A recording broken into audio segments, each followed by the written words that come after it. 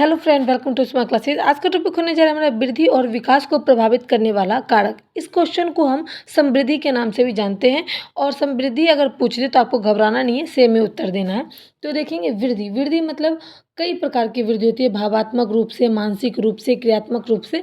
तो इसको हम वृद्धि कहेंगे। और विकास देखते हैं तो दो इसके कारक हैं। पहला है आनुवांशिक या फिर वंशानुगत कारक कहेंगे और दूसरा है वातावरणीय कारक। आनुवांशिक या फिर वंशानुगत, इसमें क्या होता है कि वंशज के द्वारा जो चीज़ें हमें मिलती है, जैसे कि प्रत्येक व्यक्ति का शरीर का बनावट, लंबाई, रंग, रूप तथा गुण एक दूसरे से अद्वितीय होता है, यानी कि अलग अलग होते हैं एक दूसरे से। लेकिन माता पिता का जो वो है वंशानुक्रमिक है, वो क्या होता है कि हमारे वंशों में, हमारे घरों में चाचा चाची ताऊ सब होते हैं, दादा दादी माता पिता सब होते हैं। तो उसमें बच्चों का क्या होता है कि कभी बनावट मम्मी पापा पे चली जाती है, लंबाई दादा दादी पे चली जाती है, मतलब कुछ न कुछ वंशजों पर चला जाता है, यानी कि वंश के अनुसार चला जाता है। और माता पिता के अनुसार जो गुण होते हैं, अंदर की आंतरिक जो गुण होती है, जैसे मानसिक रूप से अगर कोई माता पिता का वो है, या फिर जन्मजात कोई माता पिता का आँख थोड़ा वो है, तो बच्चे में भी वो गुण आ गया, तो वो आंतरिक गुण है, जिसको हम क्या कहेंगे, आनुवांशिकी कारक। ठीक है। अब देखेंगे जैसे कि बालक का रंग, रूप, लंबाई, बुद्धि इत्यादि, ये सभी जो गुण हैं बाल विकास को प्रभावित करते हैं। यानी कि जितने भी ये चीज़ हैं सब तो एक दूसरे से जुड़े हुए हैं, लेकिन ये इसका जो ये गुण है वो क्या करता है, वो बच्चे को विकास करता है, विकास को प्रभावित करता है। यानी कि वृद्धि तो हो ही रहा है, साथ साथ लंबाई चौड़ाई, उसका रूप रंग, और साथ साथ गुण गुण को भी बढ़ाने का काम कर रहा है। क्या कर रहा है, प्रभावित कर रहा है। तो उसी को हम कहेंगे विकास। दूसरा है वातावरणीय कारक। इसमें क्या होता है, जन्म एवं जन्म पूर्व परिस्थितियाँ। तो उसमें ये होता है कि बालक का विकास माँ के गर्भ से ही शुरू हो जाता है। वातावरणीय में क्या होता है कि माँ एक शारीरिक स्वस्थ पौष्टिक भोजन अगर कर रही है, उचित देखभाल कर रही है, तो बालक का भी पेट के अंदर हो चाहे बाहर हो तो उसका हो जाता है, अगर दूध पीता है तो। अगर माँ शारीरिक स्वस्थ अच्छा होता है तभी बालक का भी स्वास्थ्य जो है जन्म लेते समय अच्छा होता है, क्योंकि उसके अंदर जो है वो जो वो खाएंगे पिएंगे वही बच्चों में जाएगा, तो वो तो वृद्धि होता है, उससे बच्चा बढ़ता है। लेकिन अगर हम अच्छा नहीं खाएंगे पिएंगे तो बच्चा का ग्रोथ भी कम हो जाता है, स्वास्थ्य जो है वो भी ठीक नहीं हो पाता है। फिर वातावरण कारक में उसका सिर्फ देखभाल हो पाएगा। वातावरणीय कारक भी हम कह सकते हैं। आप देखेंगे पोषण। पोषण क्या होता है, बालक का सर्वगुण विकास के लिए संतुलित आहार जरूरी होता है। यानी कि अगर हम बच्चे को पोषण दे रहे हैं, कहता है पालन पोषण, तो पोषण में क्या होता है कि उचित आहार मिलना चाहिए, प्रोटीन मिलना चाहिए, खाने में जो पौष्टिक आहार होते हैं वो मिलना चाहिए। अगर ये सब चीज़ बच्चे को नहीं मिला, बाई चांस, सभी अलग अलग कैटेगरी के लोग होते हैं, मिडिल क्लास के होते हैं, उससे भी उच्च वर्ग नीच वर्ग के लोग होते हैं, तो उतना नहीं अफोर्ड कर पाते हैं अच्छी अच्छी चीज़ें खाना।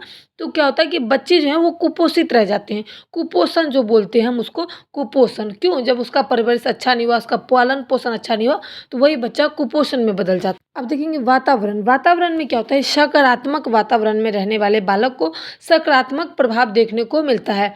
यानी कि ऐसा कह सकते हैं, नकारात्मक और सकारात्मक क्या होता है। नकारात्मक मतलब होता है गंदी आदतें, गंदे लोगों के साथ रहना, गंदे लोग नहीं होते, मतलब उनके विचार होते हैं, ठीक है।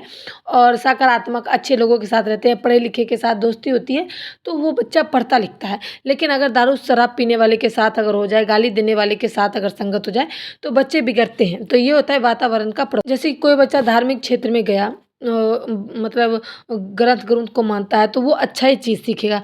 कुछ लोग गाली गलौज वाले के पास बैठ गए, कोई लोग लेबर ग्रेड जो होते हैं, मतलब वो कुछ अच्छे होते हैं कुछ नहीं भी अच्छे होते हैं, उनके पास बैठ गए, तो वो वैसा ही चीज़ सीख पाएंगे।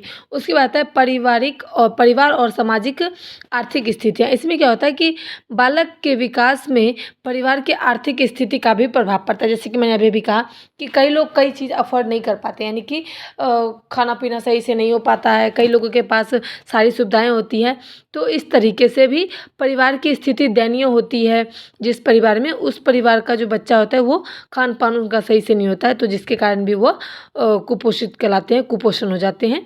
उसके बाद आता है जिससे उसका विकास रुक जाता है, यानी कि उसके ग्रोथ रुक जाते हैं। बहुत लोग कहते हैं अरे ये तो हमारा, इसके माँ बाप लंबे हैं लेकिन ये छोटा कैसे हो गया, तो भाई उसके ग्रोथ नहीं अच्छे हुए, उनके पालन पोषण अच्छा नहीं हुआ, वो उन्होंने ढंग से खाना नहीं खाया, ढंग से सामान नहीं खाया। लेकिन देखो ये होता है, एक समय के बाद आप कितना भी खा लो, आपका एज नहीं होता है उस समय आपको ज़्यादा एब्ज़ॉर्ब करने का, तो वो क्या कर पाते हैं, उनका ग्रोथ उतना ही रहता है, चाहे आप कितना भी खा लो।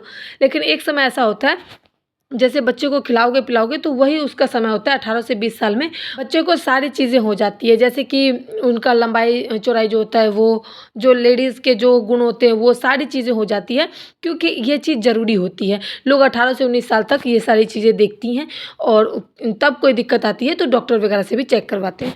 उसके बाद आता है लिंग। लिंग में क्या होता है कि लिंग भी एक तरह का कारण भी बन जाता है। जैसे समाज में लिंग के आधार पर चल रही रूढ़िवादी धारणाएँ के कारण बालक का विकास भी प्रभावित होता है। विकास, अब देखो लिंग की वजह से क्या हो सकता है, एक माँ-बाप के 2 बच्चे, एक लड़का एक लड़की, तो लड़की पर ज़्यादा भेदभाव होता है। शिक्षा में भी 10वीं हो गई, 12वीं हो गई, इसके बाद इसका शादी करवा देंगे, पढ़ना नहीं है। तो ये क्या होता है, भेदभाव। और वही माँ-बाप लड़के को चाहते हैं डॉक्टर इंजीनियर बने, तो यहाँ पर भेदभाव हो गया। खेल-कूद, लड़का बैट बॉल खेल सकता है, लड़की नहीं खेल सकती। लड़का बैडमिंटन खेल सकता है, लड़की नहीं खेल सकती।